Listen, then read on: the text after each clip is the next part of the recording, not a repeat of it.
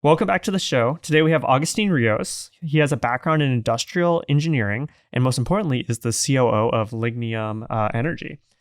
He has a passion for renewable energy solutions and that brought him to his current role here at Lignium. Lignium is a groundbreaking startup that has found a method to transform cow manure into combustible biomass to reduce the use of fossil fuels and lower carbon emissions.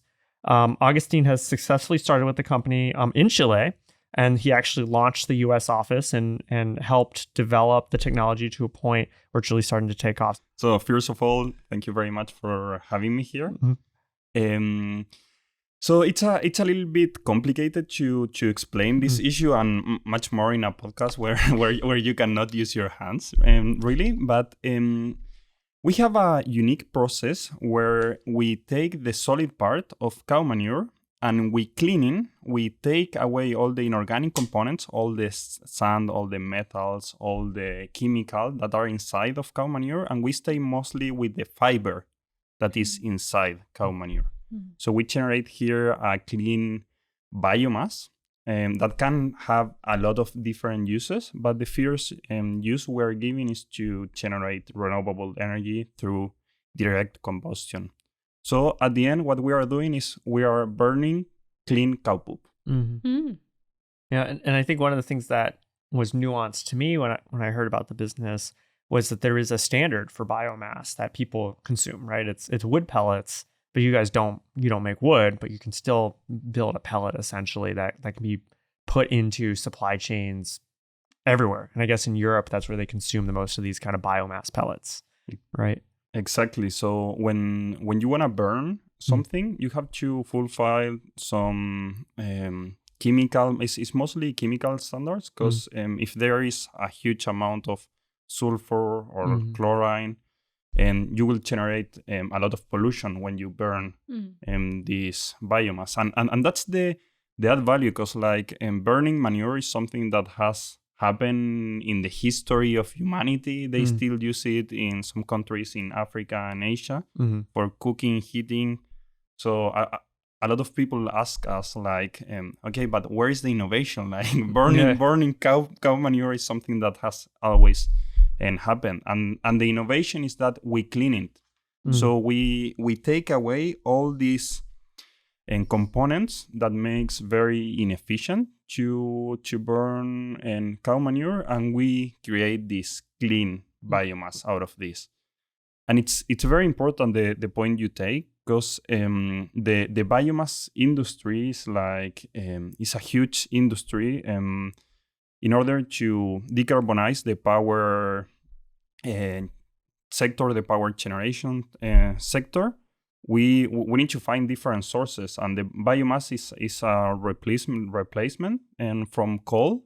So people is not, or countries are not burning coal anymore, but they still need to generate energy. So a lot of countries like the UK or Japan are changing from coal to biomass or pellets. Pellets is just biomass with a higher density that make it more easy to transport, but at the end, burning biomass or burning pellet is the same, and that's important because we are here transforming a huge environmental problem that is cow manure into a commodity product. So we don't need to also create a new market. We are producing a product that can enter to the market without the necessity to transform it or anything.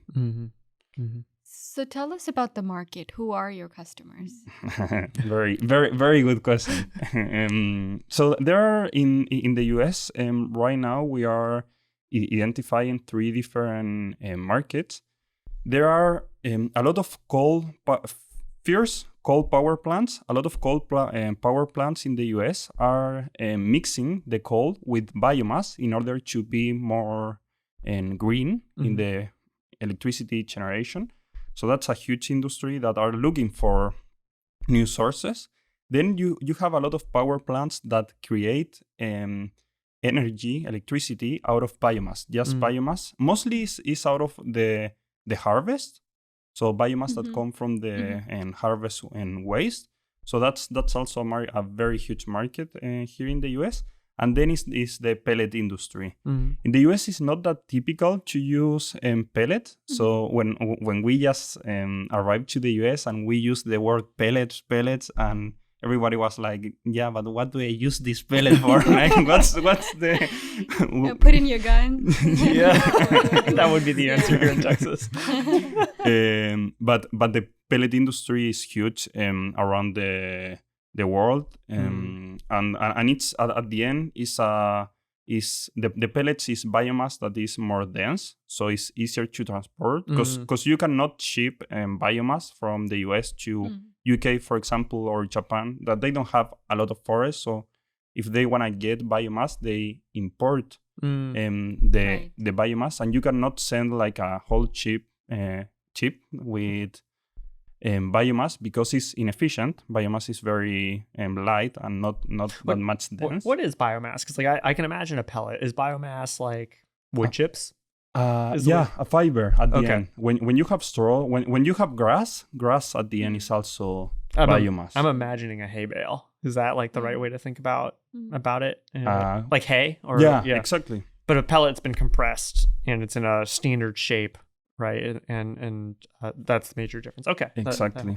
Yeah. So and I don't remember the word that you used, but like all the kind of stuff that we get from agriculture activity, right? That's can be used for biomass. Anything that they don't use that's not like sold into a product. Exactly. Yeah. But there is also the chemical components that we talked before. So at the end, if there has a huge amount of some certain chemicals, it's not going to be able to be burned, and most of the time it's also inefficient. So that's also the biomass that we generate has a higher quality than the agricultural biomass. Yeah. So it's clean biomass. And you said, can these pellets then also be used in the coal-fired power plants? Yes. Yeah. Exactly. Yes. And so it's mostly for industrial use then, or do you also sell it to maybe people like in Africa or Asia who use biomass? No, it's mostly on this first start. It's mostly for industrial use, and there is a very interesting point. So having these three different markets: coal, power plant, biomass power plant, or on the pellet industry that usually send the pellets outside the US. The woody biomass, everything that comes from the forest, is being persecuted because, like, since the pellets or the biomass industry is growing so much in order to stop using coal, they are starting to cut the forest the trees in order to generate the biomass because the prices has been increasing a lot. So actually the European Union Parliament, they say like, hey, so we need to certify that the pellets or biomass that we are using doesn't come from like the Amazon, forestry, because at the end you are like kind of solving a problem, stop burning coal, but deforesting the forest. Yeah. So right. and that also brings a lot of incentives for lignium, since our biomass come from a huge environmental problem. We, according to an LCA we carry out in Chile, until we generate the biomass or the pellet, and we are carbon negative because we avoid the methane and the nitrous oxide to be generated in the dairy farms, and we generate this biomass. So at the end, it's like a green biomass, which is also more. So the coal industry wanted more than the woody biomass. So would you say that the energy density is more in these pellets that come from cow manure versus something that comes from other types of biomass? It's very similar to the woody biomass, but it's better than the agricultural because it's treated biomass. As opposed to biomass, it's like whatever's left from like a wheat harvest. Yeah, right? Exactly. Yeah. So for for example, when you take woody biomass, the amount of ashes, so the quality of a fuel that you burn is usually measured by the quantity of ashes. That the ashes are the portion of the biomass of the fuel that cannot be burned. Mm-hmm. So if you take cow manure, it will have above 20% of ashes.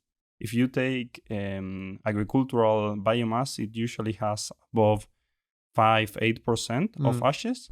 Our biomass has between 1 and 2% of ashes. Okay. And if you have very high quality woody biomass, the one that people use for heating their houses, it has 0.5% of ashes. Okay. So that's cleaner. a little bit the... That's what that's what you mean by the quality. It's the heat, but also how much is residual in the combustion process. Yeah. Interesting.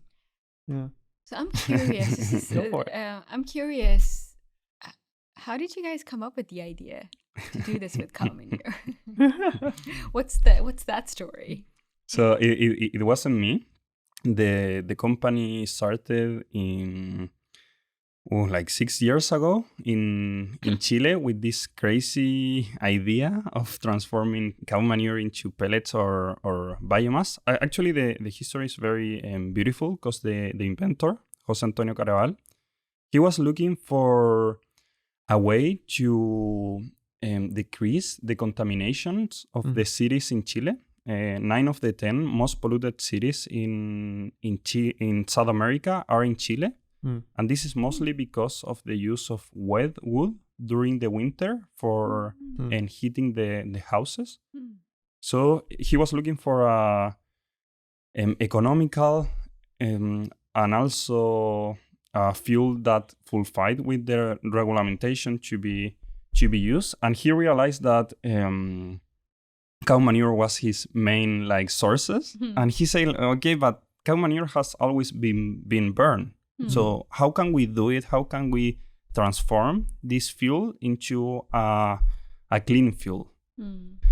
And after a few experimentation, and he realized from the way he found the way to really clean it, and in a also economical way, because we don't use a lot of water. We use a closed water system, which is very good, and also not a lot of energy to clean the cow manure, which make it also a business, and we don't use any hard chemicals. It's a very nice product. When you see the biomass, you don't believe it's. Does it smell good? No, I gotta tell you, biomass people are a funky group of people because we brought Agustin a few experts around to the lab. And it is amazing to me how many people are interested and really want to touch the cow manure after it's come through the process. And Agustin carries around a little tray that he will hand out to you and be like, no, it's fine. It's clean. And I believe him and I choose not to touch it. But it is funny. I do remember bringing one manure specialist over and he picks it up, tastes it, goes, oh yeah, this is good stuff. It's good shit. It's good shit, exactly. Wow. Right. So it's but you really got to believe it's clean, right? And you know the process is there. And it's just funny that there's this coterie of biomass experts who deal with it all the time and just know this is clean, as a fuel source. I don't know if you have anything to add there. I only have to add that it's true that you never touch our biomass. Yeah, so it is clean. It does not have a smell. I can verify that. Yeah. So what one of the things that I think I've watched you guys go through is that you started with this process that I assume was kind of benchtop scale. And you did that in Chile. At a certain point, you decided to come to the US and you built what I would call a scale-up demo or a pre-production demonstration unit that fit on a trailer. Tell us about that process and kind of where you are today. Perfect. Yeah. So actually in Chile, we built a pilot plant that was working for more than a year.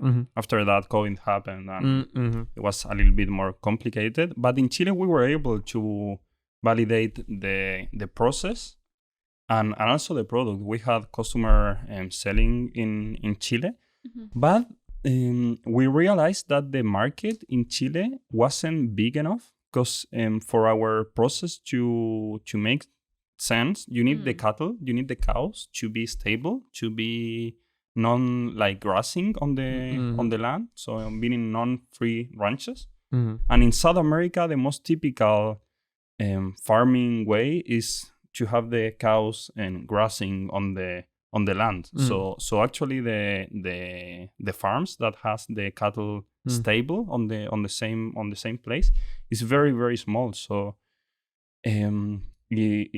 it wasn't that big, the market we could capture in Chile, but here in the US is mostly the opposite. You have here very huge farms, like 10,000, 60,000 cows. That is something you cannot find in Chile, and all the manure is collected. So we realize, okay, that is the market we need to reach, because that's where we really can do a business in the US. So we had the country. Now after that we had to decide, okay, but there is a lot of states, a lot of places to go. Which one should we choose? And it makes, of course, the first stuff we look was the amount of cattle, amount of cows that every state has, and Texas. So it was, we decided to come to Texas because of the amount of cows. And then, but where in Texas should we go? And Houston was the energy capital of the world. So it was a perfect city for us to start here. And it's the most exciting city in the US. For sure. Most beautiful city. Exactly. Isn't it? Yeah.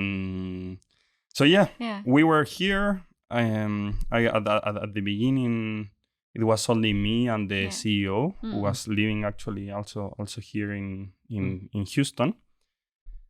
And we had anything, no connections, because when you're in your country and you need to find a farmer, you know somebody that knows somebody that then has like somebody that works in the dairy industry or ice cream or whatever that can really connect you with the farmers, because we needed to validate the market here in the US. Is cow manure a problem in the US as well, or maybe you had this already solved and there is nothing we can do because there is not market for cow manure?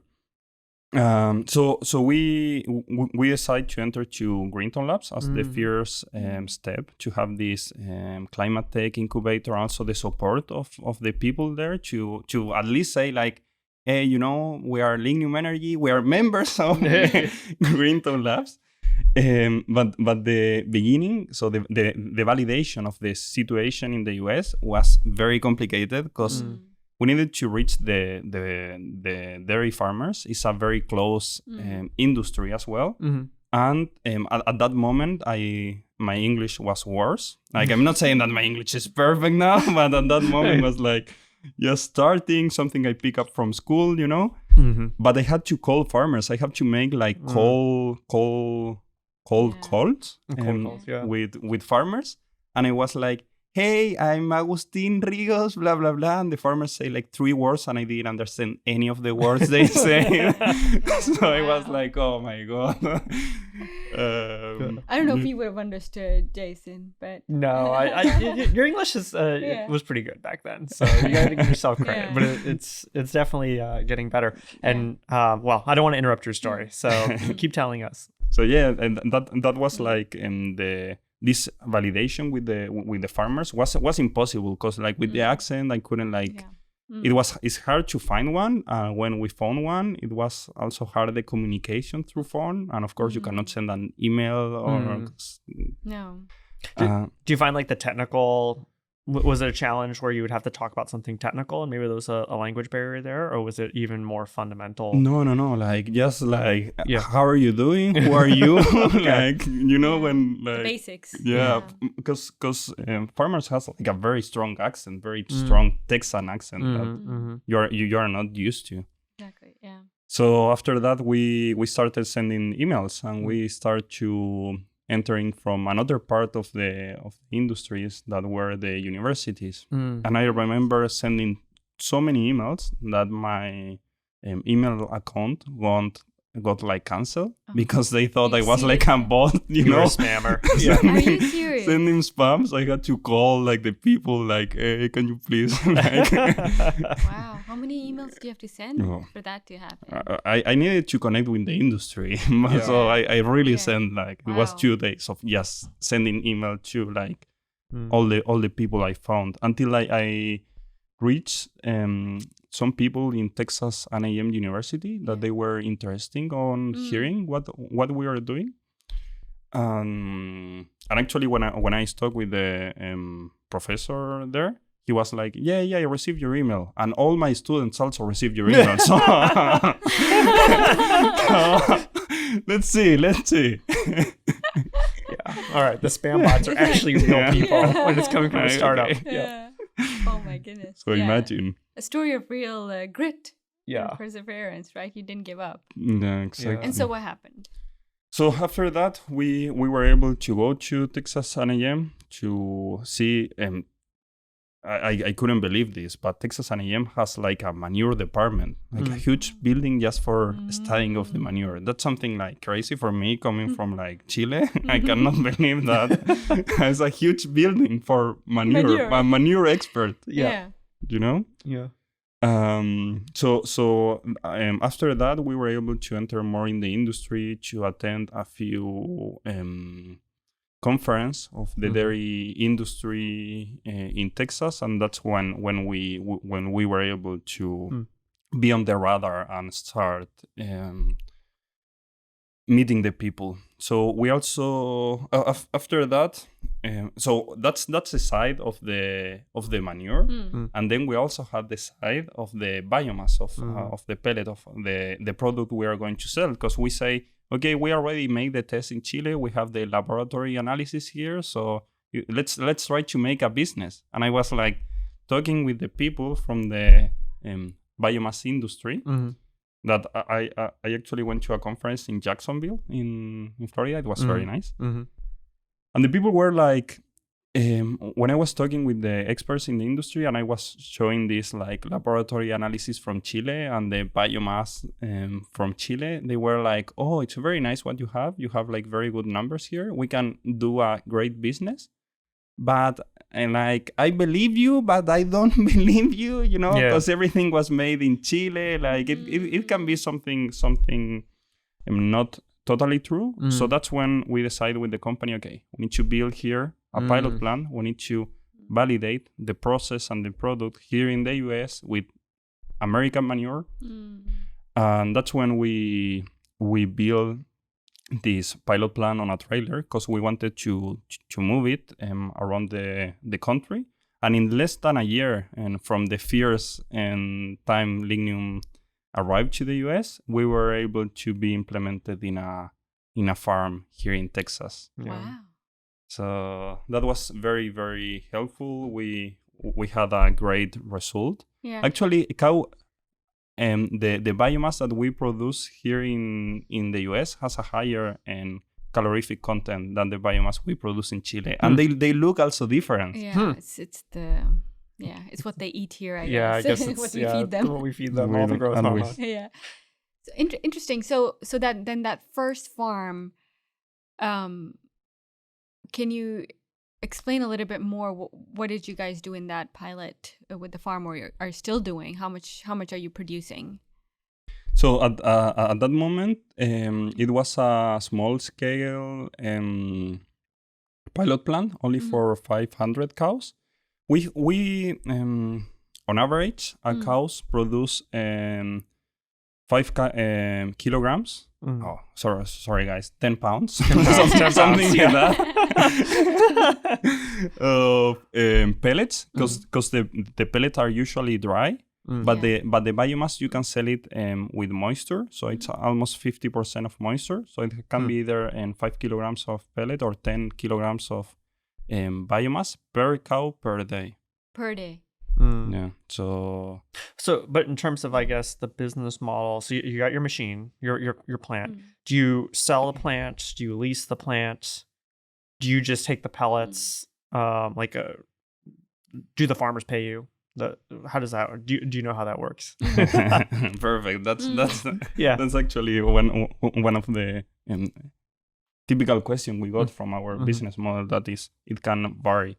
So at the beginning, right now, because we need to make now the industrial validation of our technology and working in a farm and being able to sell the product. We're aiming for a farm that has at least 5,000 cows, so a big farm. And the first business model that we are looking here is to pay the farmers for being there, paying there for the manure or the quantity of biomass produced.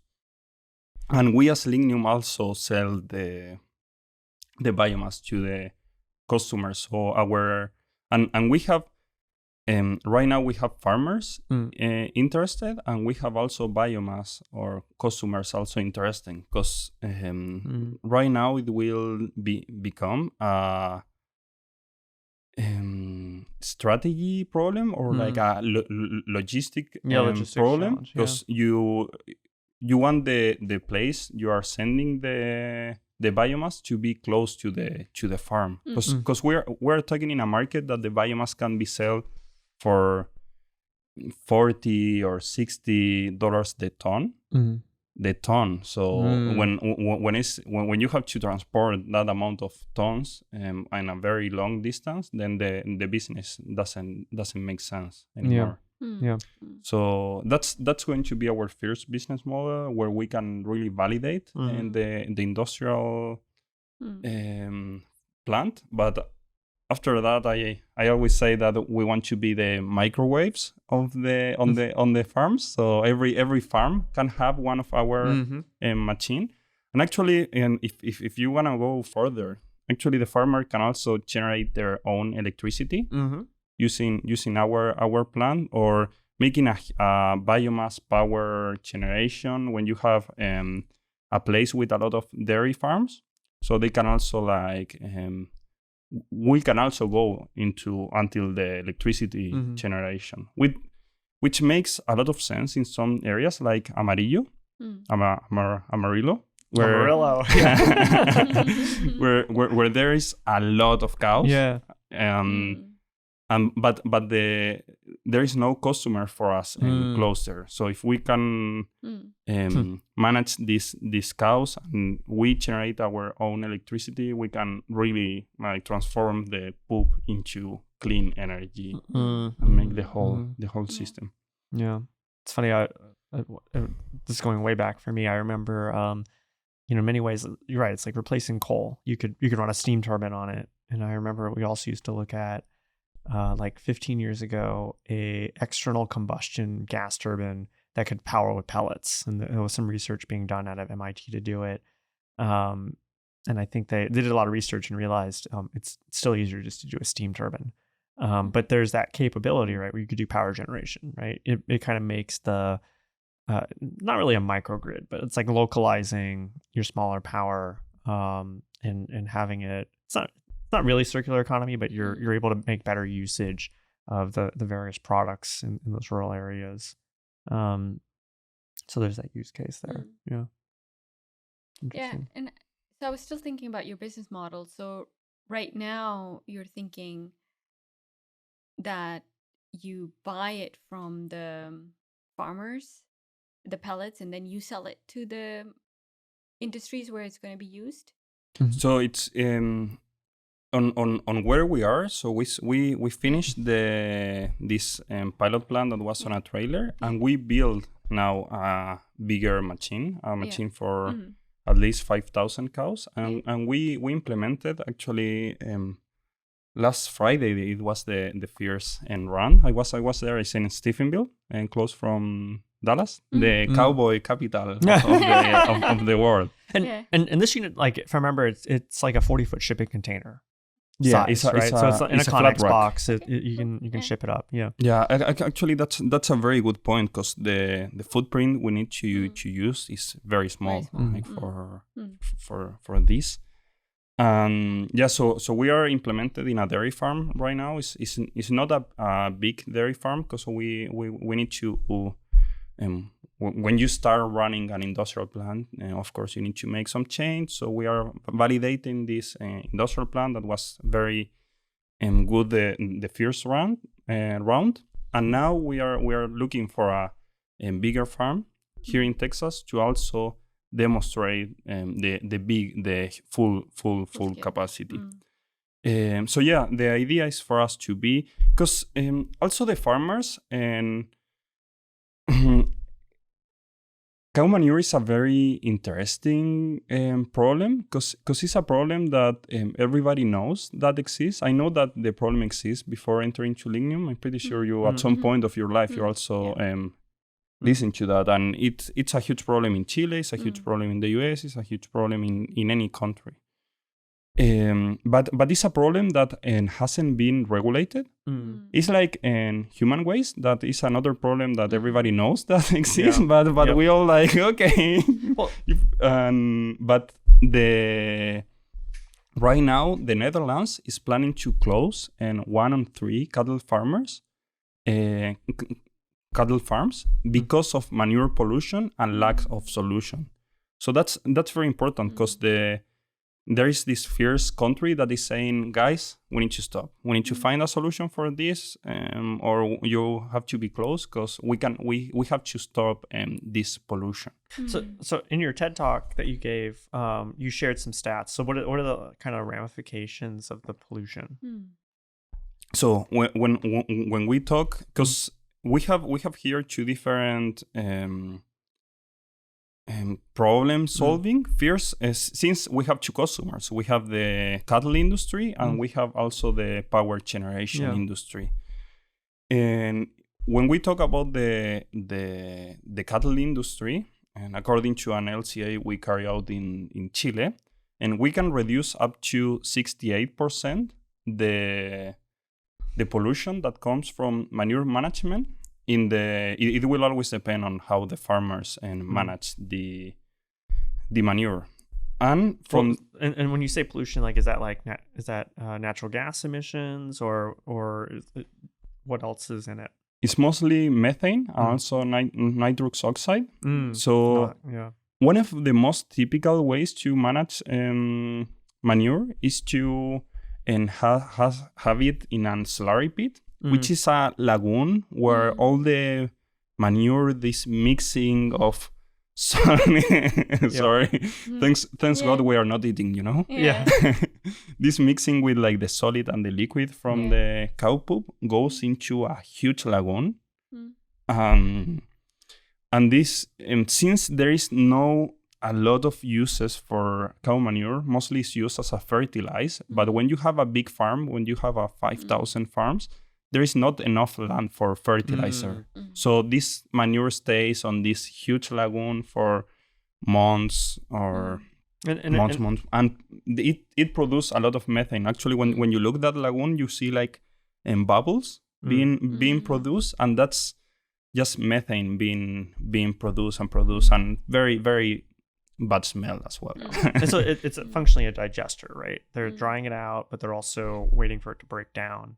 And that's where it creates all the methane and the NOx and all of that, right? And so it's that's the same stuff that comes out of your car tailpipe that they're trying to control emissions on, right? Less NOx, less uncombusted hydrocarbons, as they call it. But we have a big point source with these farms where I think people are recognizing that this is a big pollution source. And what is it? Methane is like 20 times worse as a greenhouse gas. And I was surprised to hear that NOx is also like not just bad for the ozone layer, but it also produces a lot of greenhouse global greenhouse gas global warming potential.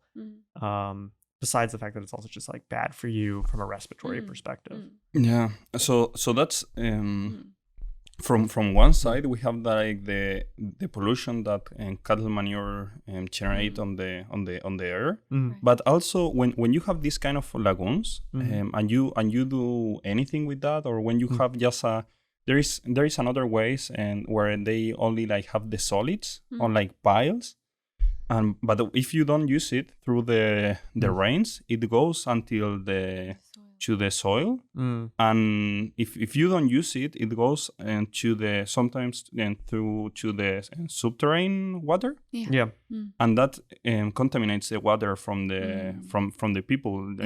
Here in the U.S., in Wisconsin, there is a lot of news about people that lives close to a farm that has problems with the water they are drinking, because it does contaminate also the water sources. And if you use it a lot as a fertilizer, you can also saturate the soils, because also the soils has a maximum amount of fertilizer that they can get. So that can also, and of course, manure always generate a lot of insects, a lot of problems like health problem. So for the communities that lives around to a farm, is also a huge problem. Right. And so, if you're solving this problem for the farmer, yes, you may be paying them now, but at some point, if they're getting value out of like not having to manage their own waste, they should be paying you, right? Yeah. Do we think that's by them buying a machine, or by providing you like an offtake where they pay you to take the waste off their hands? In Chile, what we talk with farmers was just like I solve you the problem of cow manure, and you let me take all the cow manure. Of course, the best that can happen to us is that farmers pay us for the manure. It's something we are still talking and understanding how this is going to be. So did you say in Chile they pay you for taking care of the waste, or no? What we did in Chile was just like a net zero, So we take the manure, we solve you the manure problem, and you let us stay here and produce the biomass. Okay. Oh, okay. Like you get to use their space. Yeah. Exactly. An experiment. But still, we are generating in a very economical and simple way a fuel, renewable fuel out of manure. So there is also a gap. It of course it can be better if we can give farmers a new revenue income at the end, just for the manure. And it's not just the environmental problem. This also, it's a lot of cost involved on manage this kind of situation that we were talking about. So having piles of solid manure or this slurry pit, you still need to manage. You still need to sometimes use a truck and going farther away to put it on the farmland. So it's a lot of cost in machinery. It's a lot of cost in also the workforce, etc. that we are avoiding since we are being there. So we reduce the pollution, we reduce costs, and we are enable the farmers at some point to because if the Netherlands already start the regulation, there's another countries in Europe that are started, but in a few more years, 5, 10, it's going to start also here in the US. Like, guys, we need to stop this. Like, we cannot continue polluted as we have done. Yeah. Have you looked into if this comes within the Inflation Reduction Act? Like, if you remove this, the source of methane, if that is something that you could benefit from in terms of like tax cuts, like the farmers can benefit, or maybe the power plants that are using the pellets can get those credits. Yeah, that's always something that we have in mind, but it's also, since it's a new project, since it's a new it's something that never somebody has done before. It's a very long study. We carry out one in Chile. We are also starting to do that in the US, but it's something that will take at least a few years until you reach the point of saying, okay, this is real. The amount of methane and nitrous oxide that we reduce from the dairy farm, and also on the other side is how much we are avoiding to burn coal and burning this biomass. According to our studies, is 13 times less the pollution you generate, and generating the same amount of electricity when you burn our biomass and you don't burn and coal. So that's a lot. Also, the question is who wins these carbon credits? You know, the farmers, us, or the biomass power generation or us. It can also be another benefit for the farmers. Okay, you stay with the carbon credits, we get the money for free. It's a lot of like plays we can do with the farmers. Yeah. So let's change gears a little bit. So you talked a little bit about when you moved to Houston. You did a lot of learning English and cold calling, but tell us about kind of your first experience with the other entrepreneurs here in the ecosystem when you first came. It was actually, I think I was super lucky to enter to be part of the Greentown Labs community, because it's also the same vibe. It's also like climate tech startups. So well, my first friend here was Simbri. Simbri was also part of this podcast, and I think when you're around others entrepreneur, it helps you a lot to understand the ecosystem, to understand also the cultural issues, because for me it's another country, another language, another culture. Everything was new, so you have very small question. The ways you talk, even is in another language, the expression are different. So sometimes if you say something that in Spanish sounds normal, in English can sound like very aggressive, you know? So it's. Do you have an example of something? Not right now, but I would like to say that here the people is like very polite to ask question like, hey, I was wondering if you were able to read my email that I sent. So, in Chile, people are more direct. Yeah, like, hey, can you do this? Did you check the email? Yeah. So one of the things I think is funny, because Augustine and I sometimes text, the GIFs and the memes are like very relevant here, because I don't need to there's no language barrier when you have a meme,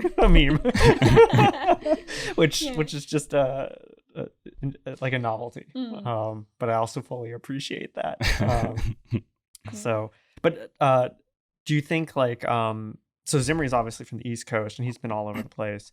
Do you think you got a good sense of like Houston culture, or do you have a sense of like people from different ecosystems? Actually, I went to Boston also for Greentown Labs, and I was able to meet their different startups ecosystem for work. I also have I had to travel a lot.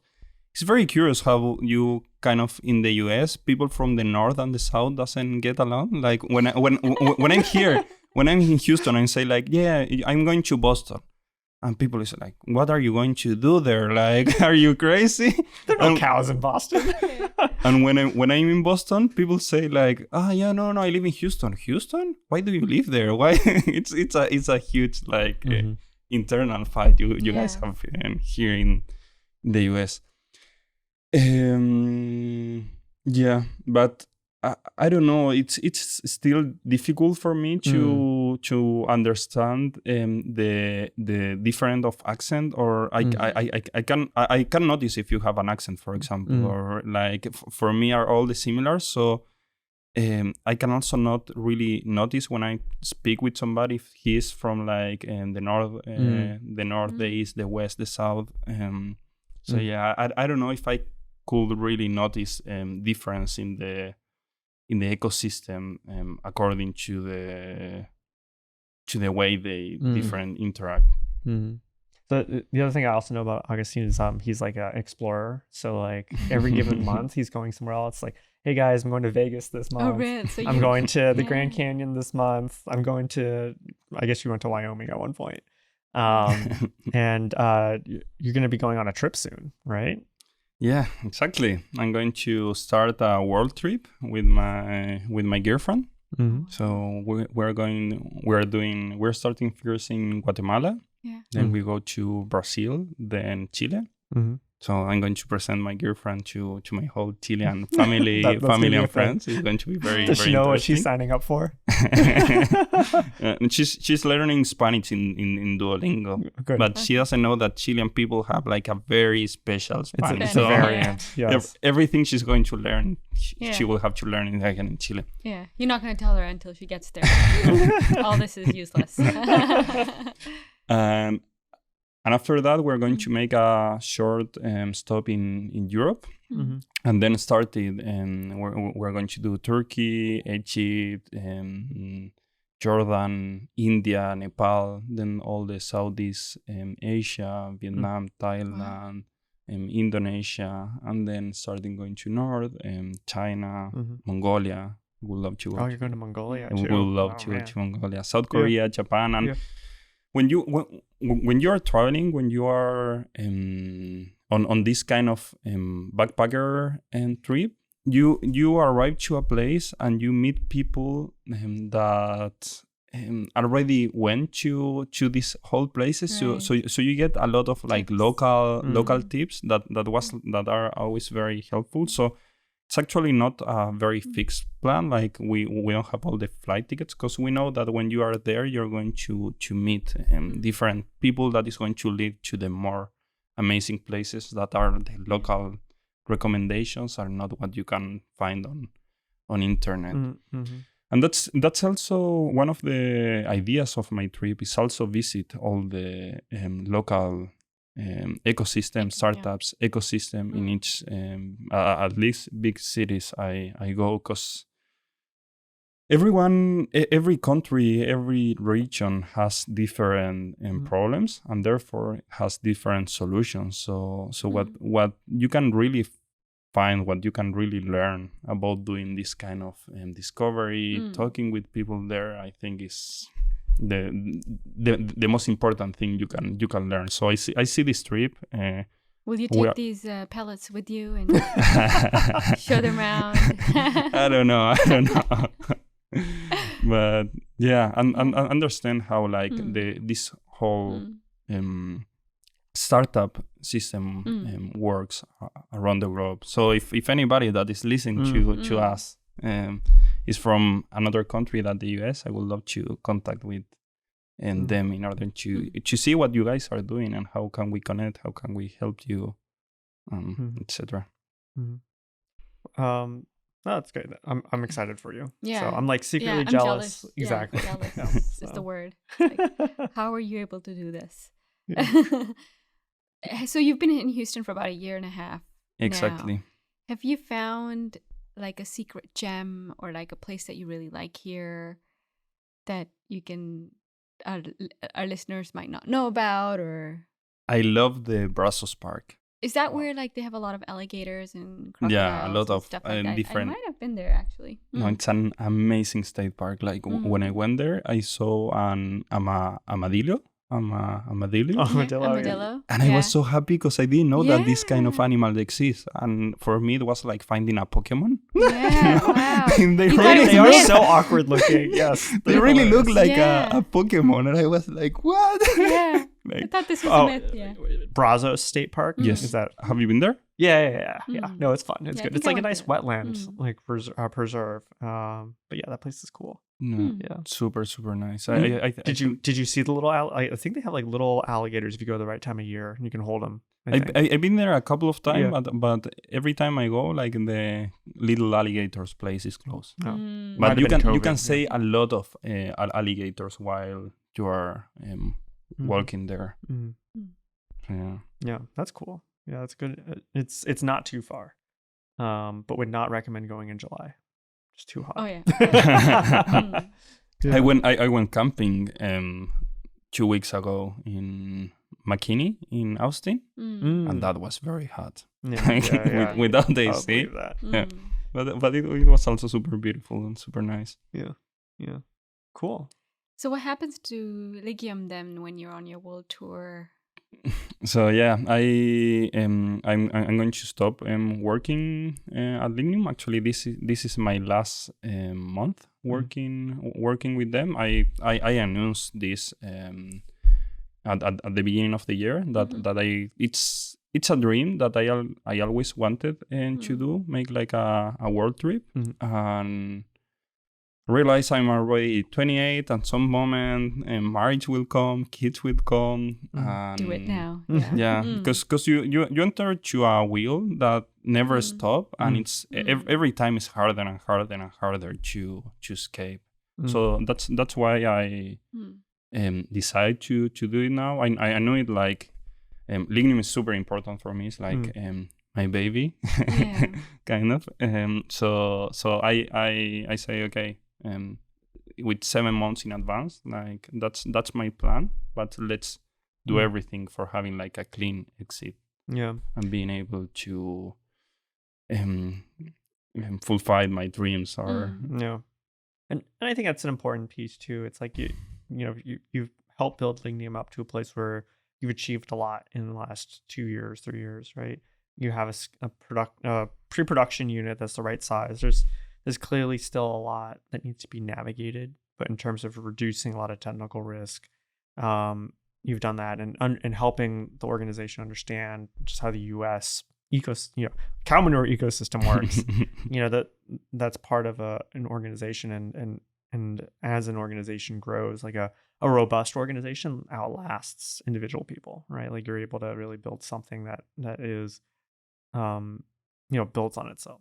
Right. So I think it's good to see kind of where you've been able to bring this thing in the last year. And I'm always excited when I go into the lab and I see like how far that team's come. It's really high performance team. It's crazy. When I arrived to the US, it was just me and the CEO. Now we are 14 people working. Wow. So it's a huge improvement. A huge team is building. So Yeah, we didn't touch on that you just raised a seed round. Yes. Yeah. We just so this year and a half it was with 2 rounds of raising capital. So that's also very important because the company now has the money for the next couple of years to really build and validate this prototype. Yeah. So I'm very excited. I really want the project to work because I think that it can be very helpful for humanity in general. It's a kind of projects that can really change an industry, can really change, and in this case, change 2 industries and for a better future. Yeah. Good. So if people want to learn more about Lignium, where should they go? To the webpage, ligniumenergy.com. Okay. We have a very nice video about our technology and the product there. So I know it's hard to understand the word Lignium and even work with my accent, but we can put it on the I'll put it on the show notes. Description. And then if people want to reach out to you or follow you on your trip through Europe, I assume they should find you on LinkedIn. Yes, LinkedIn should be the best option. Let's see if I make a Instagram Reels video, but Agustin Rios on LinkedIn. Good. And then I guess do you have any parting thoughts you want to share with the audience as we wrap? I would like to thank you both guys for having this space. I think it's very, very interesting. I listen to your podcast a lot. So I'm very happy to be in here, to also be able to tell my story. It has been amazing to move from Chile to the US. A lot of companies want to do that, and very experiencing this is also very, very nice. And now that I'm making the travel of my life, I'm also very happy for that. So thank you very much for letting me tell my story. Yeah, no, thank you for being here.